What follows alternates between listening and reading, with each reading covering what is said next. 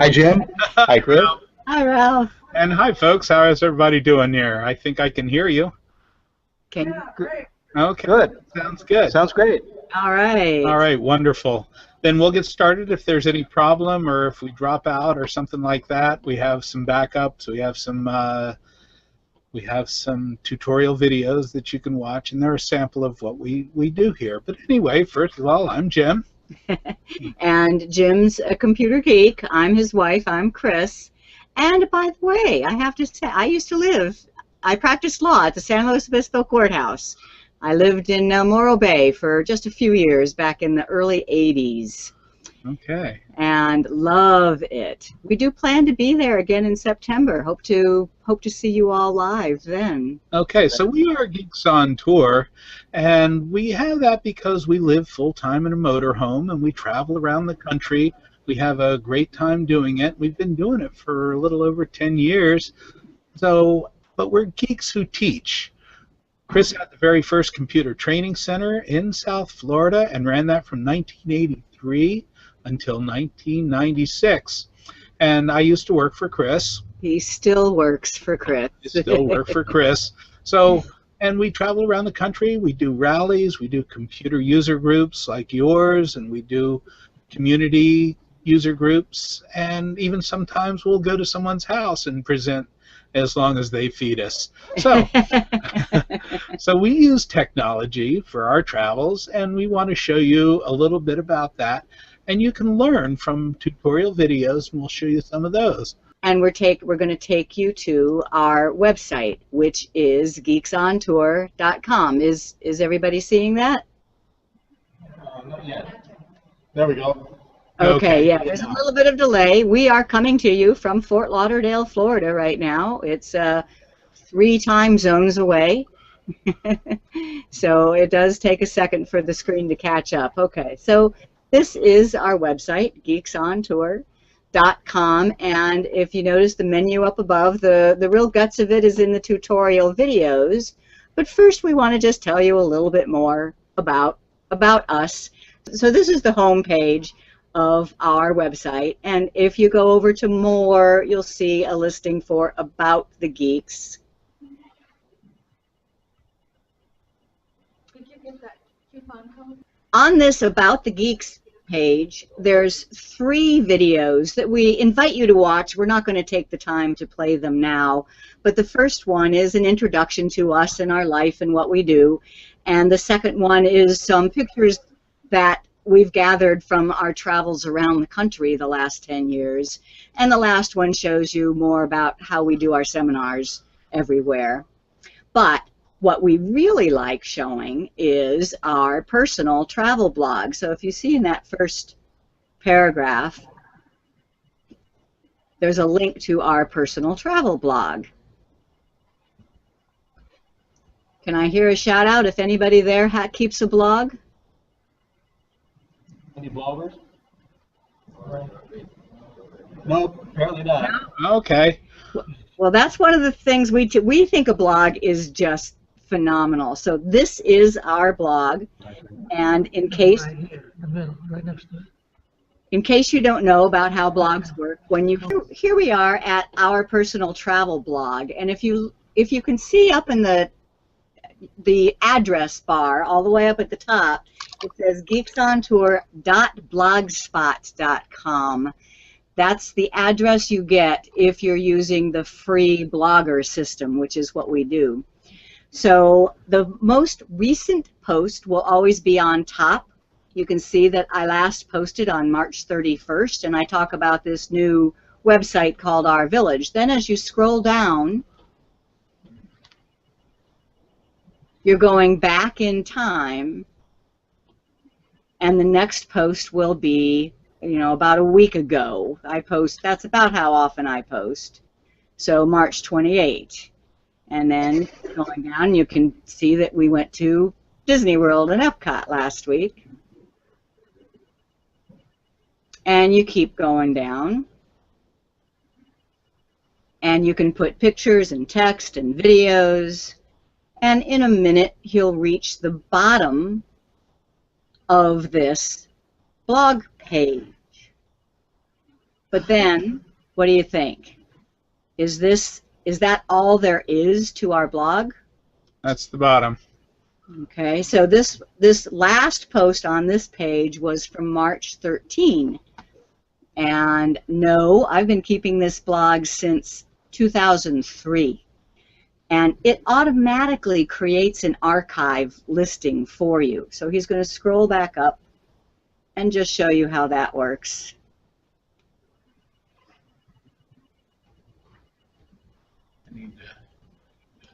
Yeah. So there's all sorts of stuff you can put over in this right-hand sidebar as well. This is a way to make your own website for free. I think it's a great way to make club websites because it is so easy. You don't need to know anything about how to make websites. It's all automatic. So notice over on the right here that there is years, and they are expandable with the little triangle. So he can click on the triangle and expand 2003, and then there's the months, and he can expand April, and then he can go down, and that very first post, Vagabond Heart, he clicks on that, and this, you can see, was written on Saturday, April 5, 2003. This was the very first thing I ever wrote in the blog. Been keeping it for over 10 years now. Now we are looking at just one post. So as if the blog was a book, this would be the first page. And you can then read page by page by clicking on this link at the very bottom that says Newer Post.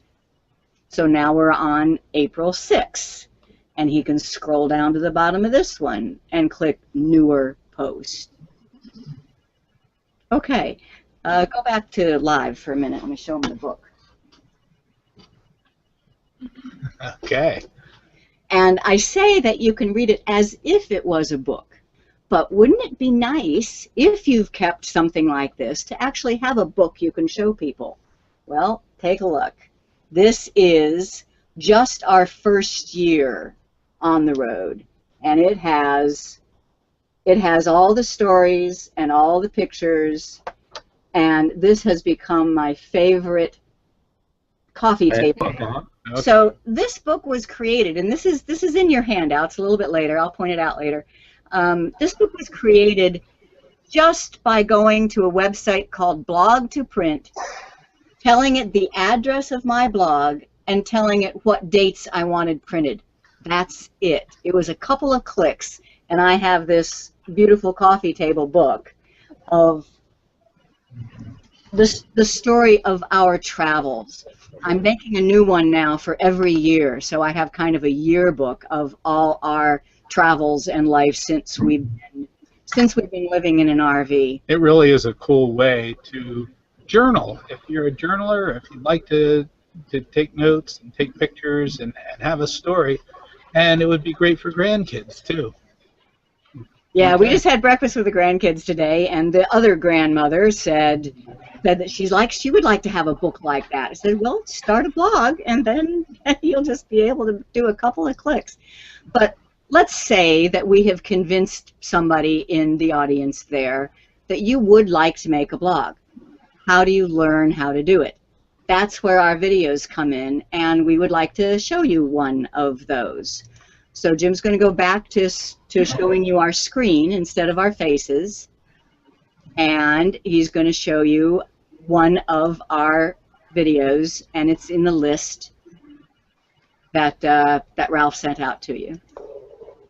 Hi, this is Chris Guld with Geeks on Tour, and this video is going to show you how to create a blog using Blogger.com. Blogger.com is owned by Google, so step one is you need a Google account. If you don't have one, there's a big red button that says sign up, and there's another video on that. If you have a Google account, you just sign in, and then it is as easy as filling out this one simple form. You give your blog a title, an address, you pick a template, and you click the button Create Blog. You now have a blog. That's all there is to it. So let's do it. This is completely web-based. You don't need anything on your computer. You just go to the web. So here I am at the web. My home page is Geeks on Tour. isn't yours. So where do you go? Just blogger.com. And then you sign in with your Google account. We're doing this using Odie's Google account.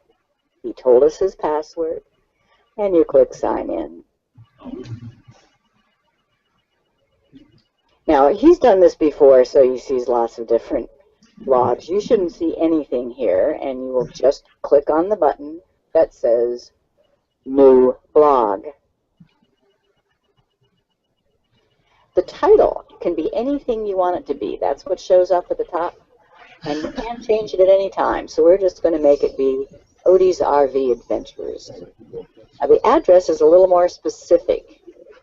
It needs to be unique because this is the URL, the address on the web to find your blog. It will have .blogspot.com at the end, but before it can be anything you want as long as it's not already in use.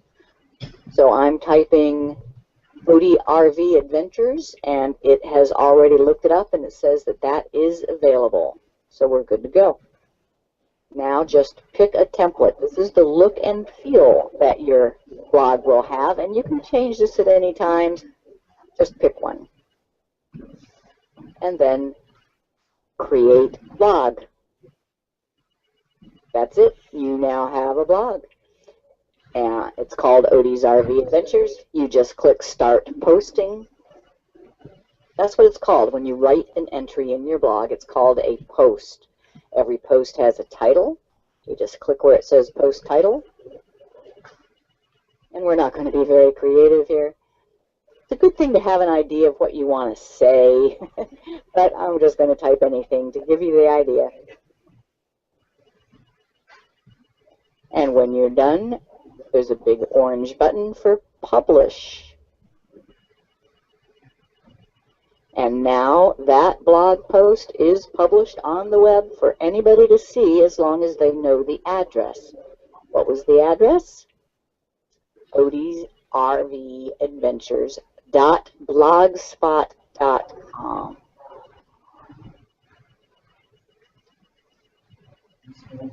And there it is. It has the title that we entered. It has the title of the post,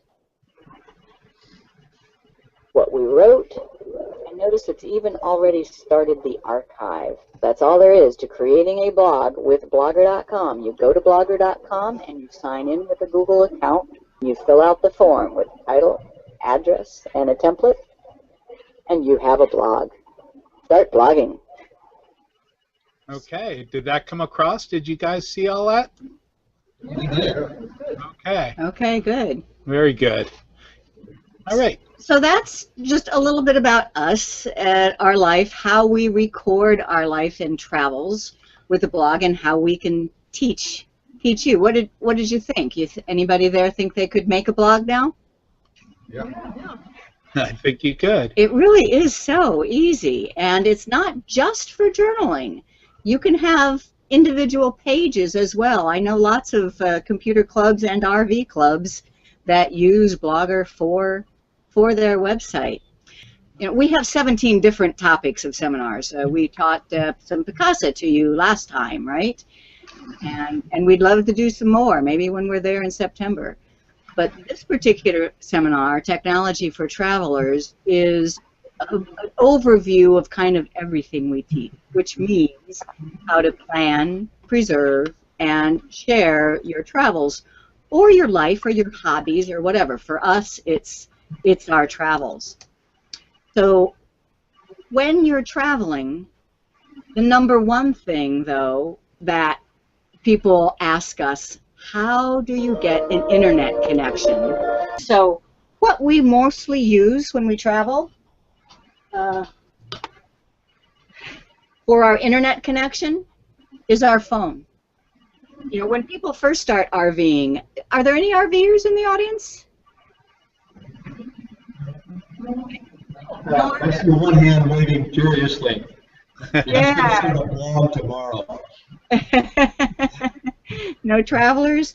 Well, lots of people, when they first start RVing, they just figure, oh, every RV park is going to have Wi-Fi, right? I'll be able to get internet everywhere I go because there's Wi-Fi. Well, not necessarily. So what we do is we have smartphones from Verizon, and these can be a hotspot. So we turn these into a hotspot, and that's how we're doing it right now. We turn these into a hotspot, and then the computers can connect to the phones. So Jim's going to just show you a little bit. He's going to switch over to what's called a document camera so that you can see his phone close. Okay, now you're seeing his phone? We can see it. All right, cool. So open it up there. And this is an Android smartphone. If we're feeling particularly lucky, we'll show you the same thing on an iPad. But every cell phone obviously has an internet connection, right? That's every smartphone. That's how they work. So how do you turn it into a hotspot? Number one, you go to your settings. And this is in your handouts if anybody printed them out and brought them with them. In an Android, you go to settings, and then you should see something called tethering and mobile hotspot.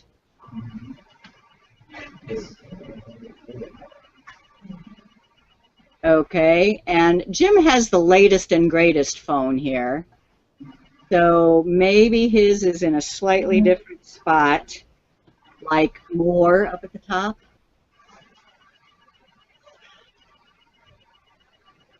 Yeah, so he had to tap on more first, and now there's an option that says tethering.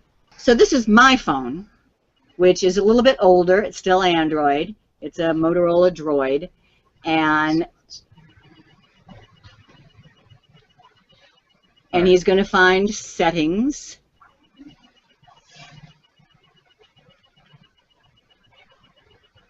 And mine is older, as I say, so it has gotten slow. There we go. There we go.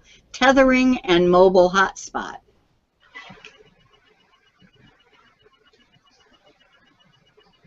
And mobile hotspot settings. Set up and manage mobile hotspot. Now, this requires, see, we don't use this particular method, so it's not activated through Verizon. With our contract on Verizon, you have to pay extra to use this feature. So therefore, but it does work. It works great, and it's only $20 a month. And if, depending on your contract, there may be no extra fee. So that all depends on your contract with Verizon or AT&T or whoever you have. We do ours with a product called Foxfi. Foxfi will let you use your mobile phone and the data plan that's on there and make your phone into a hotspot. If you're not already set up with your cellular provider, you don't have to do anything more.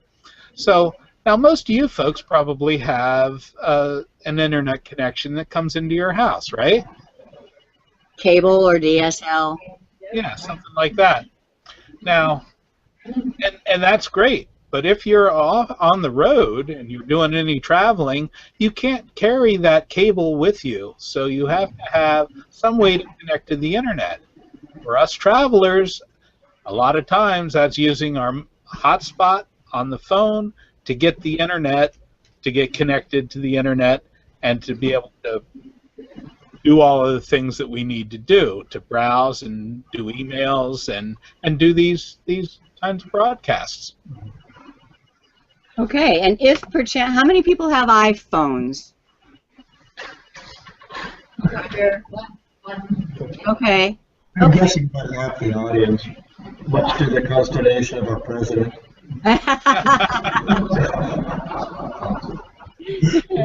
All right, then let's show you where the setting is on an iPhone. This one happens to be an iPad, but it is an iPad with a cellular contract, so the option will show up. Okay. So on an iPhone, You should be seeing our iPhone now, or soon. Got it. Okay. All right. You tap on Settings, and then it's under Cellular Data and Set Up Personal Hotspot. And this also, depending on your contract, requires you to turn the feature on with your provider. So here it says go to website, and there, on ours anyway, this one has an AT&T contract, and it's not an extra monthly fee, but you do have to have a big enough data contract. So you have to have at least a 5 gigabyte contract for this to work on an iPhone with AT&T. Okay. Any questions on that? Anybody ever use that? Yeah. No? No question yet. Even if you don't travel, it's a very handy thing to use if you want to take your computer to a restaurant or to somebody else's business office and there's no Wi-Fi there to use. You can turn your phone into a hotspot and use it that way. Okay, so we also do use campground Wi-Fi. I mean, if you ever decide to travel, decide to take an RV somewhere, campgrounds do have Wi-Fi. They're just not dependable. Sometimes they're good, sometimes they're not. The next thing that we use when we're traveling is trip planning. So map software. And the one that we like the best right now, although there's new ones coming out all the time and we're looking at them, is one called Streets and Trips. It costs about $30. It's a laptop software. Now, we'll also talk about how we use our phones for navigating and for planning, but we like to plan our whole summer's travels. We did 9,000 miles last year, and we like to plan that on Streets and Trips. And once again, we have another video to show you for that. That's right, how you just use Streets and Trips to plan a route.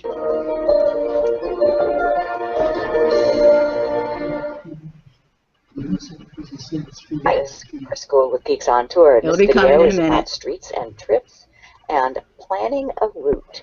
These would be the first things you do to plan a route. You set an in point and an end point, and then you click on the Get Directions. Notice the route line, and we'll see how it makes the night stops We had it. on your route options. When you have a route, make sure to save your file so you don't lose it. I'm using a completely fresh file of Streets and Trips. It's totally blank. There's nothing in it. So we are starting from scratch. And where we're going next, we're in Fort Lauderdale, Florida, and we're going to Bowling Green, Kentucky. So let's set those beginning and end points. We're going to use the route planner to do this, and there's two ways to get there. Either this button of the car, and it says route planner, or in the legend overview, you can change that to route planner. Either way, you get to the same place. So our beginning is the address where we're starting from. I type in the address and press enter, and it didn't have any questions about that address, so it just added it as the beginning of my route. The end is this 2355 Nashville Road, add to route. Now this one, it seems to have a question, and from having done this before in a previous video, I have decided that I need to look for the Carol Nicely Conference Center rather than just the address in order to find the right place. There we go. That's it. I click OK, and that is now my end. Green means beginning of route. Red means end of route. All you do now is click on Get Directions, and it draws the route line on the map, plus it gives you turn-by-turn directions up in this directions area. At the top, you have a summary, 948 miles, and there is some construction information if we want to update it. I'm not going to do that now. That will be another video. At the very bottom, there's a summary that says, this is going to take you 1 day, 5 hours, and 52 minutes. I don't think so. And it says it's just going to cost $137 in gas. I don't think so. We're driving an RV. We get 8 miles to the gallon, and we don't like to drive more than 3 or 4 hours a day. So let's tell Streets and Trips that. It's in the route options. Average driving day. Start at 9? Nah. We get going at the crack of noon. And 4 and 5 o'clock, so 4 hours.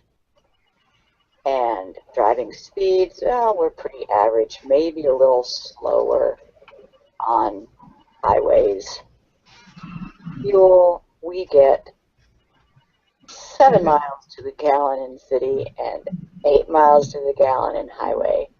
I know that sounds bad, but what I tell people is imagine driving your house down the road. And cost, well, gas is now about $3 a gallon. Yes, this was reported a while ago.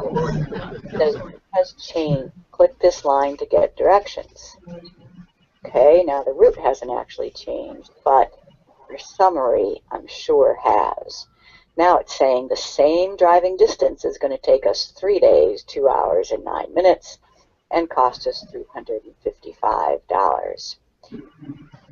It's showing 3 night stops here. That's what the little moon is about. And in the next video, I'll show you how we find the places where we want to spend those nights. But that's the basics of planning your first route. So to begin and end, get directions, and save your file. Don't forget to save your. There's lots more to learn with tutorial videos at geeksontour.com. Okay. I see you back. Okay. So that is a software that we use and we teach on how to plan your trips. And the coolest thing about it, there's just not enough time to show you a whole bunch of stuff, but the coolest thing about it is how it has the points of interest just for the places that you like to go. For example, we belong to a campground membership system called 1,000 Trails. So as we plan our route across the country, we'll go quite a ways out of our way if there's 1,000 trails nearby. So the Streets and Trips program has a way that it puts the icon, the logo for 1,000 Trails nice and big on the map so that you can see them all over the country. And even things like hot springs. So there have been times that we arranged our travels just to hit the hot springs. We've been some great places, and Streets and Trips helps us do that. Now, most people, when they think of mapping program these days, think of GPS, giving you directions. And yes, Streets and Trips will also give you directions. But the way we travel, we use Streets and Trips for an overall plan. But then each day, all we need to know is where we plan to get to that day. And we put that into our GPS, which we have several. Which one do you like the best, Jim? I think I like a Rand McNally RVND 7720. That's Rand McNally makes this really nice 7-inch dashboard GPS system, has a good loud voice and it talks to you, and it also connects to the internet. So if we have our Wi-Fi running, a hotspot as we're traveling down the road, we'll be able to get updates and weather on the road ahead, and that really comes in handy. The other thing that I like about that particular unit is you can put in RV specific or large vehicle specific information, how tall we are and how much we weigh, and if we have propane on there, and it will try and route you appropriately for your unit, and that makes a big difference. The iPad, especially the iPad mini, makes a really good size GPS going down the road, and you can use some of the other tools too. The nice thing about this one over some of the other ones is the maps are local to the device.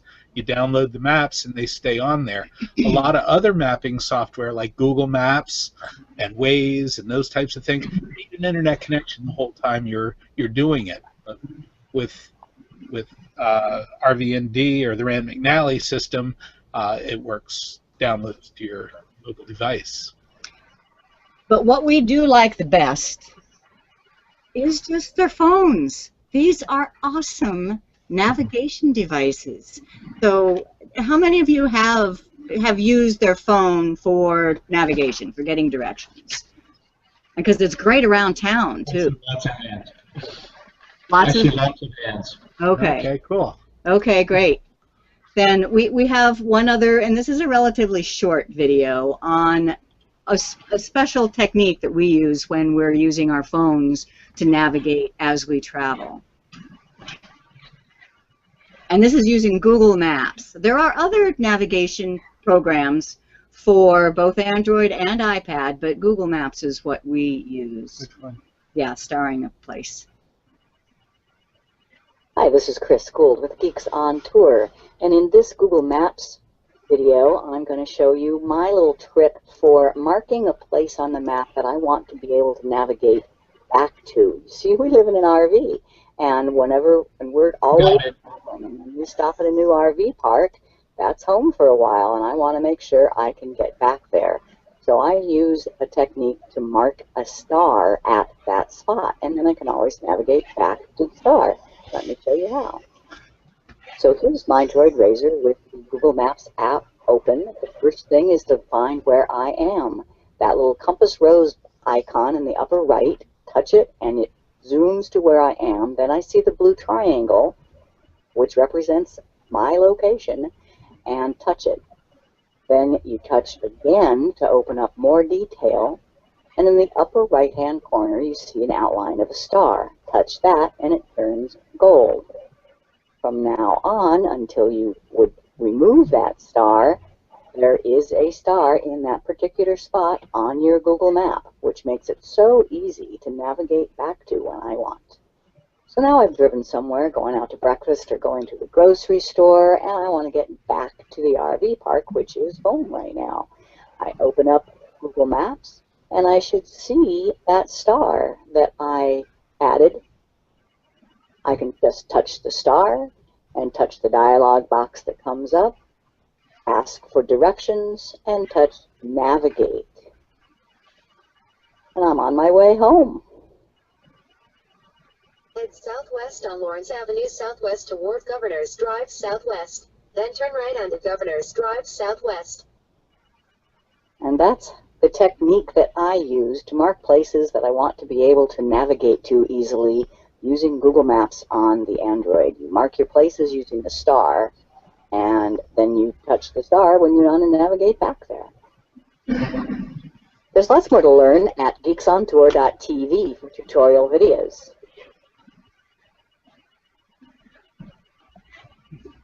So if You're back. okay, hi. Hi there. So if you've never traveled by RV, maybe you don't know the fear of not knowing where home is.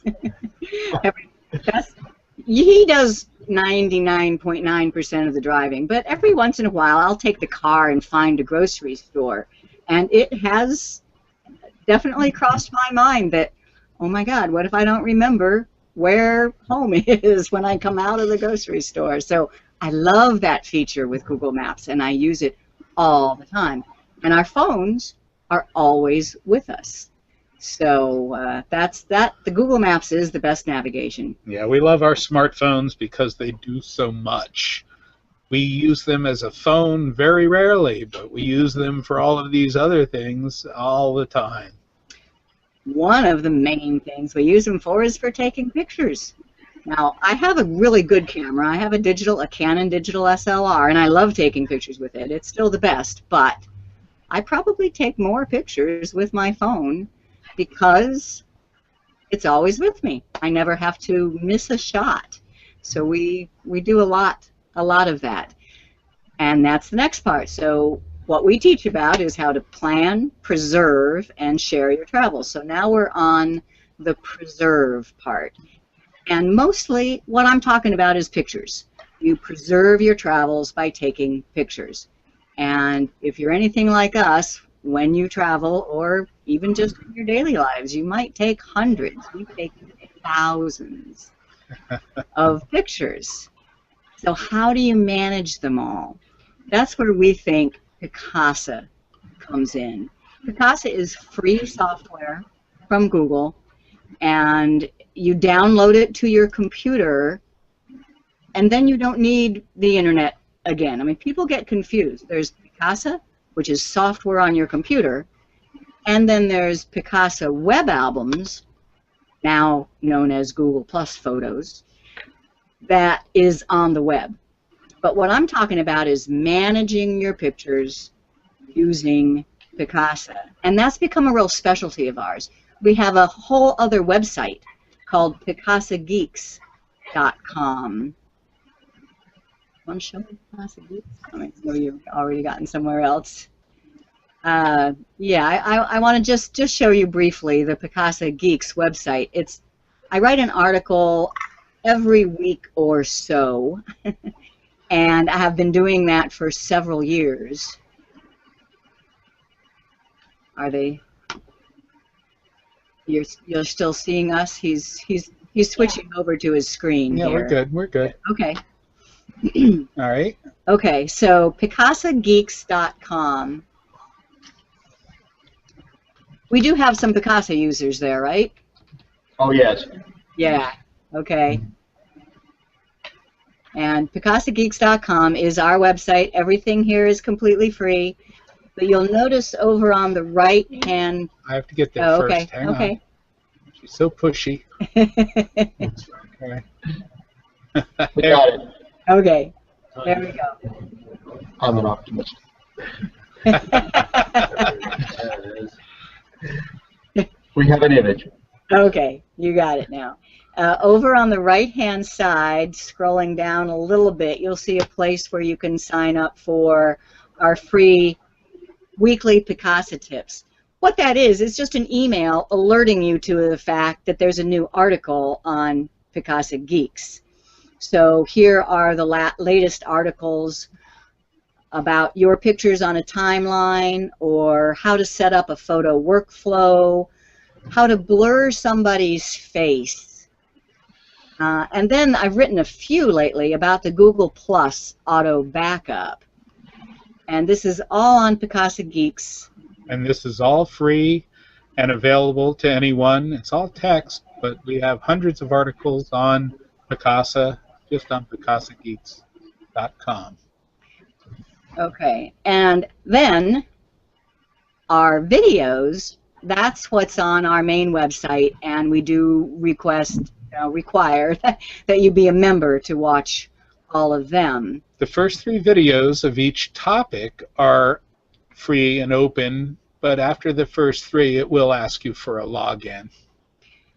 Now, there's 2 videos that I want to show you about Picasa, and one of them is about using Picasa to make your pictures look better, and the other one is about using Picasa to organize your pictures. So which one do you want first, looking better or organizing? Organizing is what we hear. Okay. Okay, then he's going to go back to our list of videos that we just set up just for this, and it's the number 6 fixed dated folders. Hi, Chris Guld with Geeks on Tour here. In the last lesson, I showed you how to import pictures from your camera into folders that you gave a name for. Okay, let me set the stage for this a little bit. A lot of people make the mistake of letting Picasa create folders for each date of their pictures. I think I never use that feature, and I advise against it. I think you should make folders the way you want to make folders, not one for every date. So this video shows how, if you did mistakenly set one for every date, how you can change it to make folders the way you want. Okay, ready? Yep. There we go. Oops, broke it.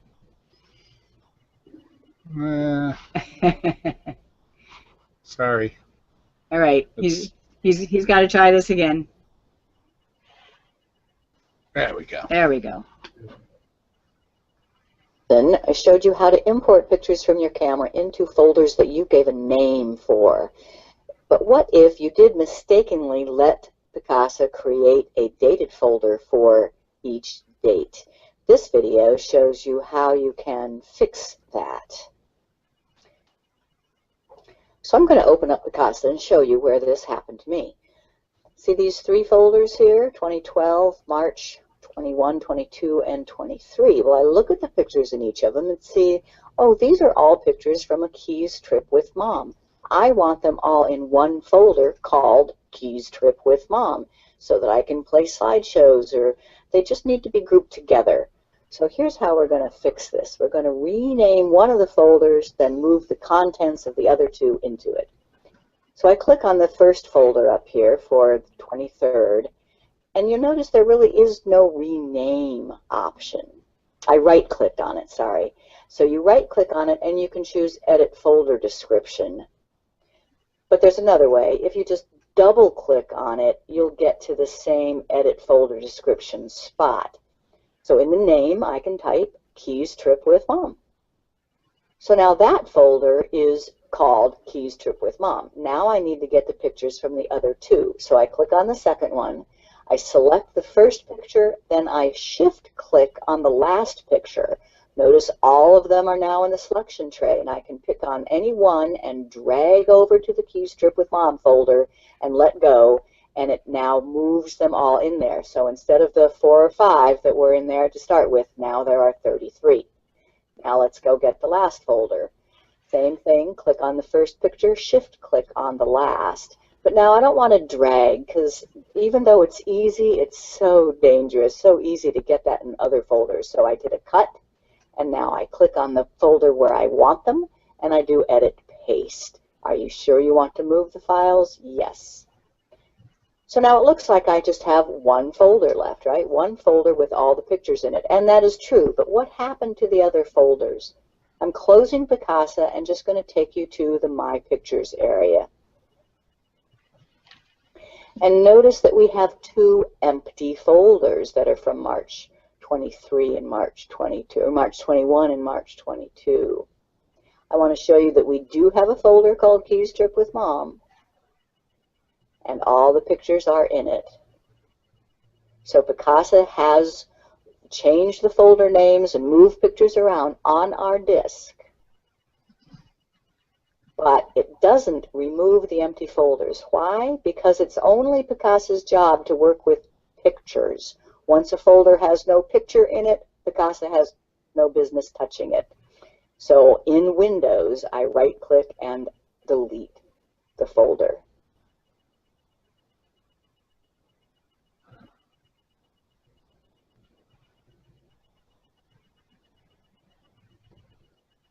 So if this has happened to you and you have all these dated folders that you don't want, this is how you do it. Rename one of the folders, move the pictures from the others into it, and then you might want to get rid of the empty folders that are left behind.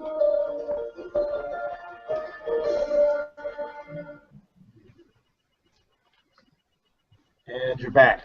Okay. Okay. Yeah. So that's one example. So did people understand that? Picasa is just your tool. On your computer, you tell Picasa what to do, it goes down to Windows or Mac Finder and does it for you. So after a while, you get to be more accustomed to the way Picasa works. There are still some times that I'll go down to Windows or Mac Finder. You know, Picasa works on Macintosh just like it does on Windows. I have them both and have found very little difference. So it will do all the organizing for you, and it will also organize using albums or tags. I love tags. I think every picture that you keep should have at least one tag on it. You'll love yourself later for all the flexible organizing you can do.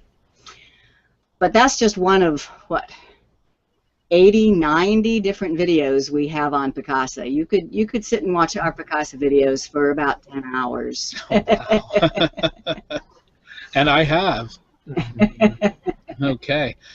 So pictures are a wonderful way to record and to preserve your travels. Another good way now is with videos, and we're really just starting to get into the video stuff, but our phones make really good video cameras now, and they're always with us, and we can record video and use it to share with other family and friends, and it's just a great tool. And the way we edit our videos now is with a free program from Microsoft called Movie Maker, and it's Windows Live Movie Maker, and it'll take your pictures and your videos and put them together into a real movie that you can share, and it really does enhance the whole experience. And how much does that cost? It's free. Most of the stuff that we teach and talk about and do these seminars on is free software. One of the few things that costs money is the Microsoft Streets and Trips, and it's only $30. But Picasa's free, Blogger's free, Movie Maker's free. All of these tools that we use and teach about are free. Okay. So do we want to show them live one more thing, or yeah, he's going to go back to his screen now, and I just want to show you one little thing in Picasa, and then we'll show you a video on Movie Maker. Okay. So that's fine. All right. Okay. We're back at our website, geeksontour.tv Learning Library. Okay, so you're just back watching his screen. Now open the actual Picasa program. Okay. So one thing Picasa can do for you, first of all, it can just see all of your pictures on your computer and on your external hard drive. So using Picasa, I can see 50,000 pictures, and I can quickly find any of them. Okay, so here is Picasa on Jim's computer. And one thing that some people don't know is you can play a slideshow. So you can click on any picture. We're seeing you now. Oh, sorry. Thanks. With dumb looks on our faces, huh? There we go. Now you're very poised. Okay, now you're seeing. So this is just some random photos. This is Jim's actual photo library. And he can click on any picture. Click on this There one. you go. You like that one. And click on the green play button up above, and that will play a slideshow.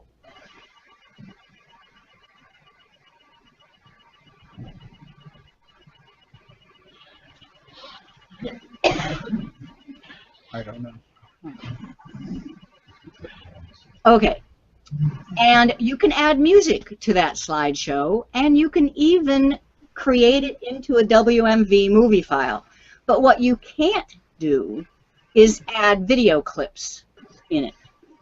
Picasa can only, although Picasa can work with a couple little videos, it cannot combine pictures and videos into a movie. So at that point, we teach Movie Maker. And we'll just show you one of our videos on that. Okay. Which one? It's What Are Tracks? Hi, this is Chris Guld with Geeks on Tour, and this lesson in Movie Maker is about what is a track. In just a minute, I'm going to play you a video, and I want you to pay attention and see if you can identify We're seeing you now. different tracks, the video, the music, and the narration. There we go. There, that good? So, have a video. Play it and just pay attention. Paddling the Peace River in Central Florida is very special. Our very first trip was with news and sleeping bags on the Maker.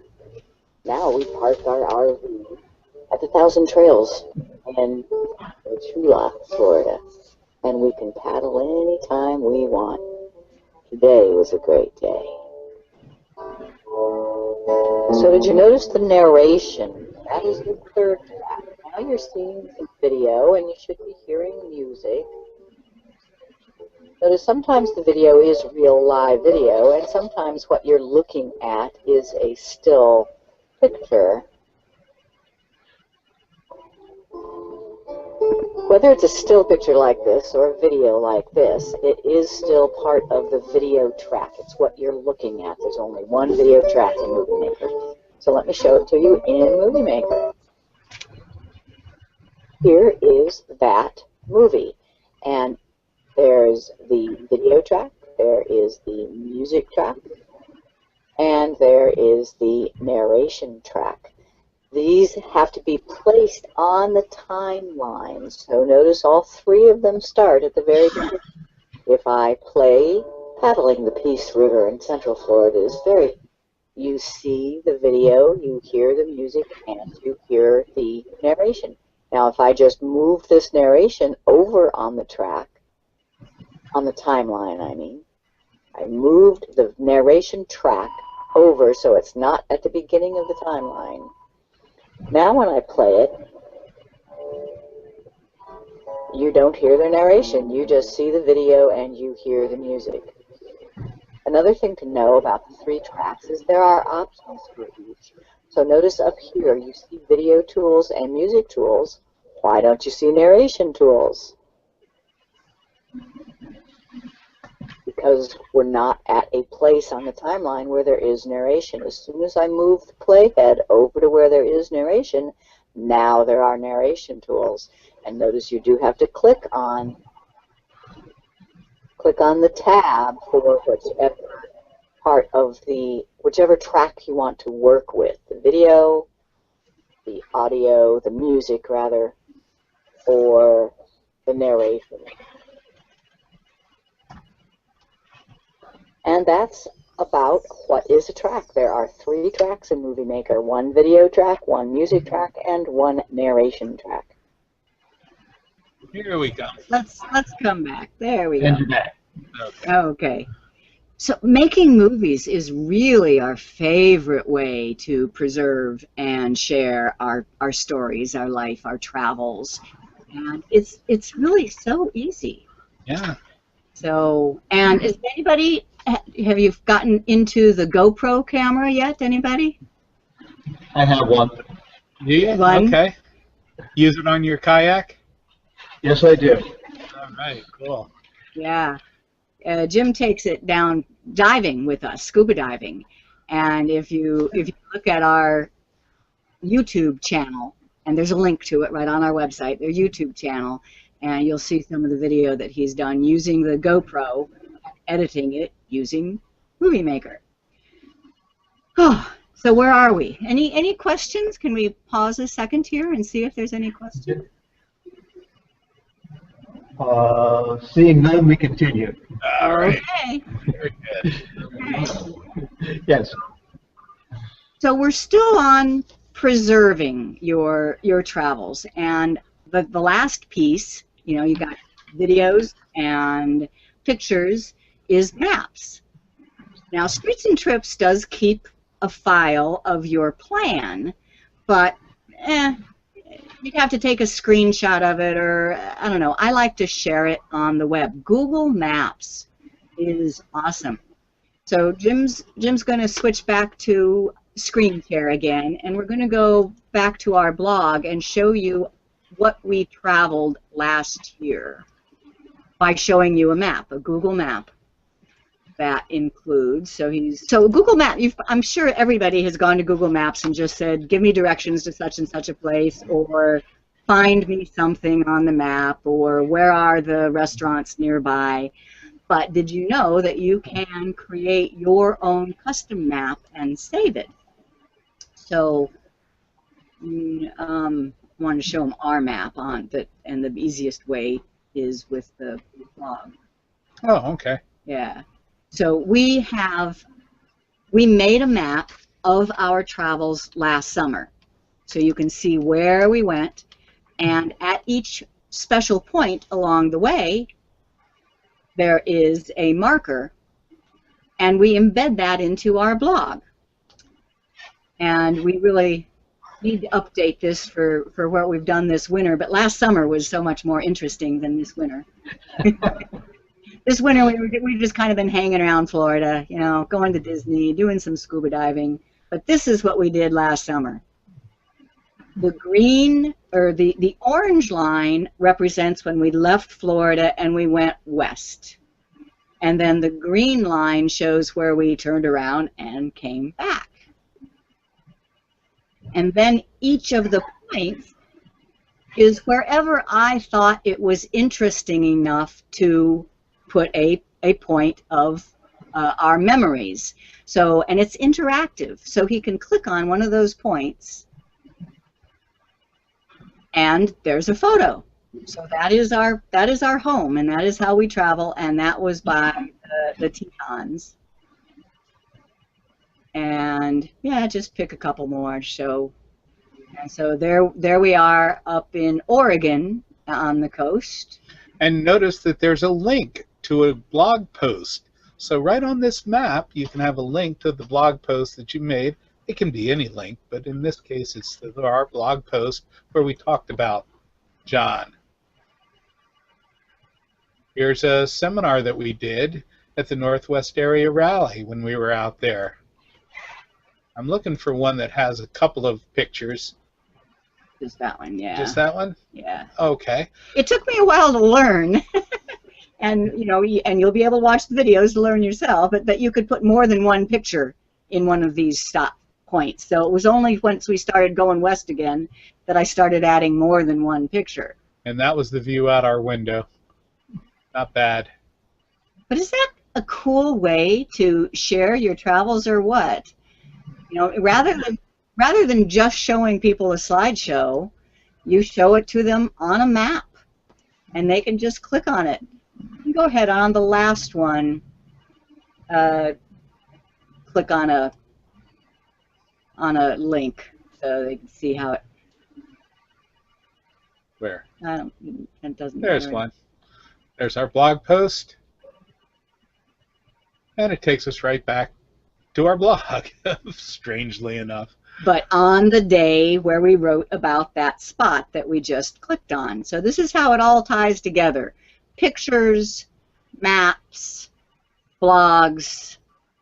That's how we plan, preserve, and share. The blog is our ultimate sharing of our travels. But if all you're interested in is pictures, we do that with Google+. So using, is that where I'm at now? Look at the, I want to follow through the handout, see what, so we talked about maps a little bit, and yeah, pictures. So to share pictures, first of all, they're on my computer, I look at them in Picasa. Then I click on the pictures that are my best, and I upload them, I share them with Google+. So Jim's just going to take you to Google+ right now. Plus.google.com, and he's in as himself. But you can also see my pictures. Oh, I'm sorry. The blog would be the easiest place once again. On the blog, notice there's a menu at the top. One of those menu items is photos, and that is an external link. That takes you over to my photo album. Now, if you can see the address at the top, it says plus.google.com photos plus Chris Guld. So that's my Google+ account, and these are all our albums. So then, and any captions that you wrote in Picasa will follow the picture up to your album. And then here you can do a slideshow. How about Diving in Bon Air? So he's going to click on the album that says 2013-10 Diving Bon Air. And these are all, not all of my pictures, no way. These are just the best ones, just the ones that I chose to upload. And here you can do a slideshow.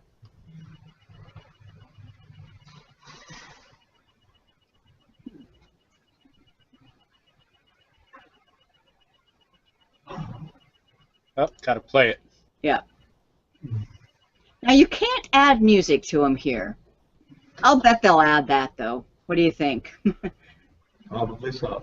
Yeah, Google Plus is adding new features like daily.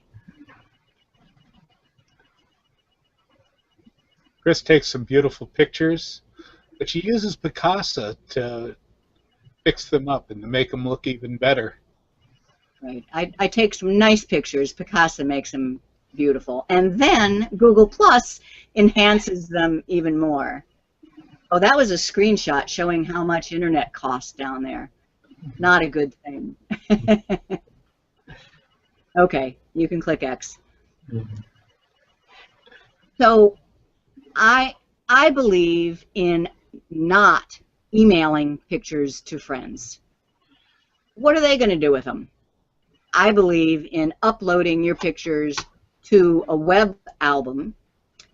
I like Google Plus. I like Google Plus a lot. And it's the same thing as Picasa web albums. If you're accustomed to Picasa web albums, it's still there.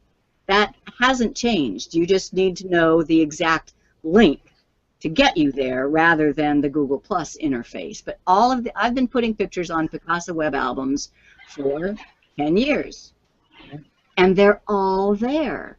And because I have the Google Plus app on my phone, any place, if I want to show you pictures from 2004, I can just whip out my phone, go to my Google Plus account, find the pictures from the 2004 album, and show them to you. Yeah, when was the last time some friend of yours brought out their wallet to show you a picture of their grandkids or something? You come out with get your phone, here you go, we got all the pictures right here. It's great. So teach Facebook. Facebook is really awesome for travelers to keep in touch. How many of you out there are on Facebook now? Anybody? You people using Facebook? Yes, trying to. You know, it's so strange, you know, because so many people who are travelers just love Facebook because they can keep in touch with their grandkids. You know, if you're living in a stick and brick house, you might have a different way of connecting with them. But some of our audience says that's the only way that they can be in touch with their family and friends is Facebook, and it's kind of cool. So that's a little bit about our life and how we use technology to make it better. It's so much fun to play with pictures and movies and blogs as we travel, and it's really great to be able to look back on it. Yeah, because as we get older, I mean, I don't know about you guys, you're young, but us older folks, you know, The camera must not be working too well. Actually, I've been thinking about naming our ebooks with a subtitle for old farts, you know? How about you got any old farts over there? smart We farts, did. farts. Picasa for old farts. Would that offend you if we put old farts in there? No, I think it would identify as I suppose. Okay, we'll look for some new titles on ebooks soon. Okay, well, so I hope you learned something. Did you learn something? Yeah, we did.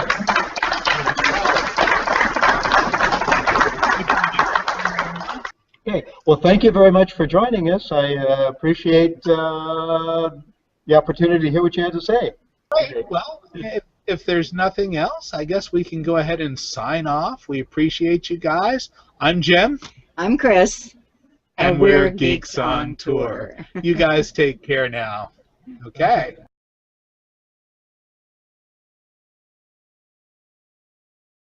We will be in the San Luis Obispo area in September, and we'd love to do one live for you. We like doing it this way, but it really can be so much better when it's live. Great. We have a large parking lot at our meeting hall, so you should be able to not only park but turn around. Okay, that sounds like a plan.